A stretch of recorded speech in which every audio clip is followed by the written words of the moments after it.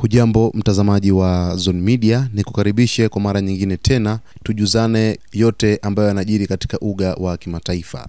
Harakati ya ukombozi wa Palestina Hamas imesema imefuata kikamilifu masharti ya makubaliano ya kusitisha mapigano Gaza, lakini imetoa onyo kuwa ukiukwaji unaoendelea wa Israel unaweza kuharibu mchakato mzima wa kuelekea awamu ya pili ya usitishaji.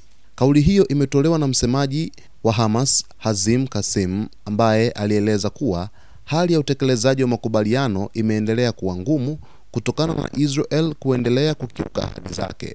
Kwa mujibu wa Kasim, Hamas imetekeleza masharti yote ya awamu ya kwanza ya usitishaji wa mapigano, ikiwemo kudhibiti mashambulizi na kushiriki katika mchakato wa kuachiana baadhi ya wafungwa kama ilivyokubaliwa na wapatanishi. Hata hivyo, alisema kuwa utawala wa Israel bado unaendelea kukiuka usitishaji wa mapigano, jambo ambalo limefikishwa rasmi kwa wapatanishi wa Cairo wanaosimamia mazungumzo hayo. Awamu ya pili ya makubaliano inatarajiwa kushughulikia masuala makubwa zaidi, yakiwemo kuongezwa kwa muda wa kusitisha mapigano, kuachiwa kwa kundi kubwa la wafungwa na mateka wa pande zote mbili, pamoja na kuongezea misaada ya kibinadamu kuingia ukanda wa Gaza. Hata hivyo, Hamas imesema utekelezaji wa awamu hii umekuwa mgumu kutokana na kile ilichokiita uvunjaji wa mara kwa mara wa masharti ya usitishaji wa mashambulizi ya Israel yanayoendelea bila sababu. Kasim alisema kuwa Israel imekuwa ikifanya mashambulizi ya anga na operesheni za ardhini katika maeneo mbalimbali ya Gaza licha ya makubaliano ya kusimamisha mashambulizi, jambo ambalo kwa mujibu wake linahatarisha mustakabali wa mchakato mzima wa mazungumzo.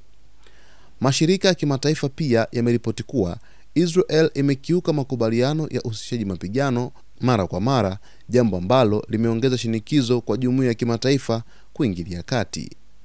Katika hatua nyingine, Kasim alilaani shambulio la hivi karibuni la Israel katika kitongoji cha kusini mwa Beirut, akilitaja kuwa tukio jipya la uchokozi dhidi ya umma wetu na hatua inayochochea mvutano wa kikanda. Alisema kuwa shambulio hilo linaonyesha namna Israel inavyopanua uwanja wa vita na hivyo kuhatarisha jitihada za wapatanishi. Misri, Qatar na Umoja wa Mataifa wamekuwa wakiongoza mazungumzo ya kusimamia utekelezaji wa makubaliano hayo.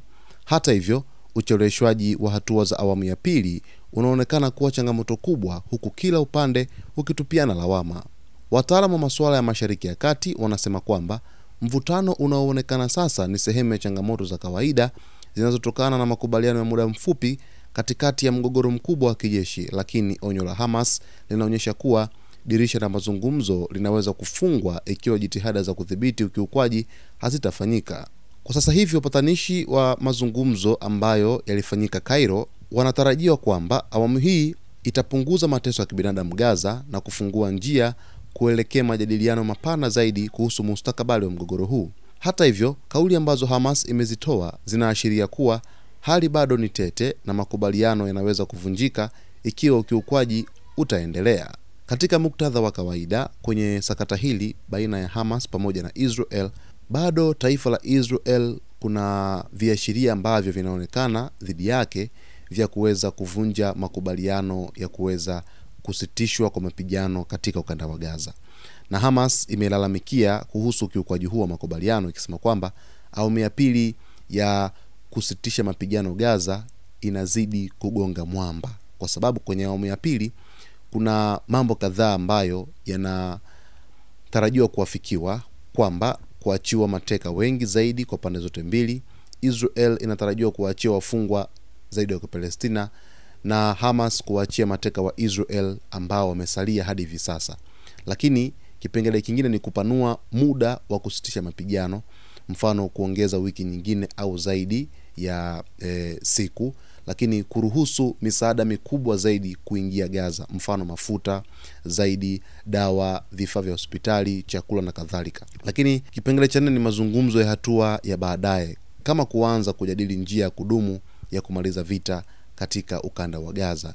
Hivi ni vipengele ambavyo vinatarajiwa kuweza kutekelezwa kwa awamu ya pili ya hivi sasa. Sasa awamu ya pili inazidi kuwa ngumu kufuatia mashambulizi ambayo Israel inazidi kuyatekeleza katika ukanda wa Gaza, huku Hamas ikiita kwamba mashambulizi hayo yamekuwa yakifanyika bila kuwa na sababu maalum au kichocheo maalum cha mashambulizi hayo ambayo taifa la Israel limekuwa likitekeleza katika ukanda wa Gaza. Na eneo sasa hivi ambalo linaathirika sana na mashambulizi ya Israel ni eneo la kusini mwa Gaza. Eneo la kusini mwa Gaza ndilo ambalo linaathirika zaidi hivi sasa na mashambulizi ya Israel, ambapo kuna ripoti mbalimbali ambazo zimekuwa zikieleza wazi kwamba vifo vimekuwa vikiripotiwa au vikitokea kutokana na mashambulizi hayo ya Israel, huku jumuiya ya kimataifa ikiona. Lakini kuna ukinzani mkubwa hapa katika hili sakata, kwa sababu Israel kwa hivi sasa inamiliki takribani 58% ya ukanda wa Gaza. Kuna yellow line, ule mstari wa njano ambao unatenganisha eneo ambalo Hamas inalimiliki, yani kule ukanda wa Gaza pamoja na raia wake, lakini kuna eneo ambalo huku kwenye upande mwingine ambao unapakana na taifa la Israel, 53% wanamiliki taifa la Israel. Na katika mashambulizi ambayo yamekuwa kiyafanya, IDF imekuwa ikieleza kwamba kumekuwepo na viashiria vya uvunjifu wa uvukaji mpaka ambao umewekwa huo wa yellow line.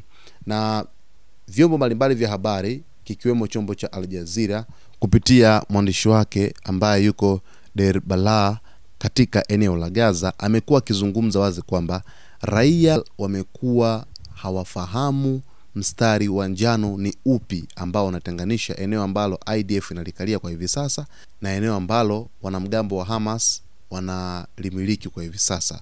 Yani Gaza imegawanywa katikati, maana kwamba kuna asilimia ambazo IDF inazimiliki kwa hivi sasa na kuna asilimia ambazo Hamas inazimiliki kwa hivi sasa katika eneo zima la Gaza, yani taifa la Palestina. Sasa basi, kwa muktadha huu wa kawaida hapa, kutokana na mashambulizi ambayo Israel inazidi kuyafanya, inaonekana wazi kwamba kuna uvunjaji mkubwa sana wa makubaliano ya kusitisha mapigano katika ukanda wa Gaza, kiasi ambacho ile hofu ya Hamas inaeleza wazi kwamba huenda awamu ya pili isiheshimiwe au isitimie kutokana na mashambulizi ambayo Israel wanayafanya katika ukanda wa Gaza.